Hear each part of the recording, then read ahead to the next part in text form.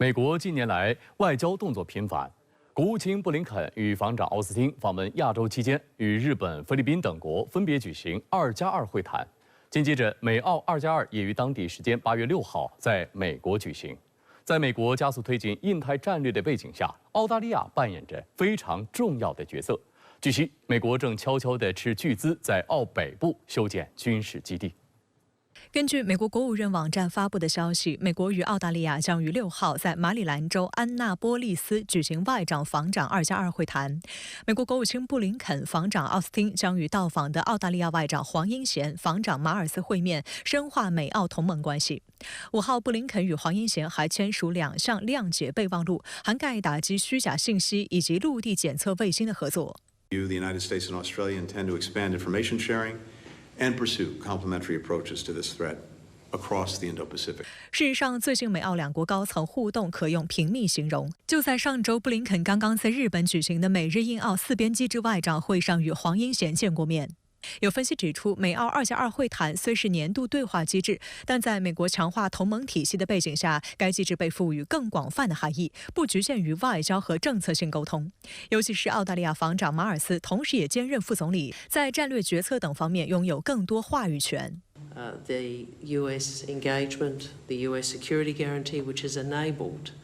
the long period of stability and prosperity we have enjoyed in the Indo-Pacific, which remains as vital today as ever. 此外，本轮美澳2+2举行的时机也很特殊。首先，美国将于今年11月举行大选投票，澳大利亚也将最迟于明年5月大选，两国政局均存在不确定性。其次，美日印澳4边机制近日发表涉南海问题的声明，个别域外国家编织小圈子的做法已成为地区和平稳定的最大威胁。本次2+2会谈期间，美国将如何定义澳大利亚在印太战略中的角色，以及是否继续为其进攻型军力赋能，受到外界高度关注。澳大利亚一直被认为是美国的一个南太平洋之锚，也就是说是作为美国维持它的亚太这样的一个稳定的一个基础。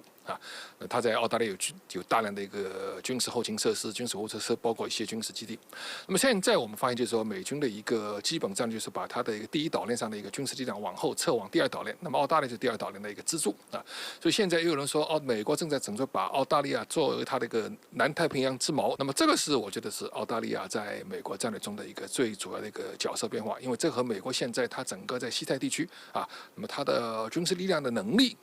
那么发生大量的一个退化有关，因为他现在觉得他在第一岛链上已经没有优势了。近年来，美国加速推进印太战略，澳大利亚是重要一环。观察指，在地图上将美日印澳4个国家连接成一个菱形，美国和澳大利亚正好是这个竖立的菱形的上下2个节点。如果说印度和日本决定了这个菱形的宽度，那么美国和澳大利亚则决定了高度。这个高度实质是印太战略的纵深，因此澳大利亚在印太战略中地位与作用的重要性不言而喻。据路透社报道，美国正悄悄地在澳北部城市达尔文及其以南约300公里的廷达尔空军基地建造价值数亿美元的设施。达尔文港长期由澳国防军和美国海军陆战队轮换部队驻扎，而廷达尔则是澳空军主要力量所在，也是最近演习中美国战机的临时基地。报道称，这些设施主要是为了支持 B-52轰炸机、F-22隐形战斗机以及加油和运输飞机的部署。与此同时，目前正在筹备中的升级项目还包括情报简报室、轰炸机跑道、仓库、数据中心和维修机库等，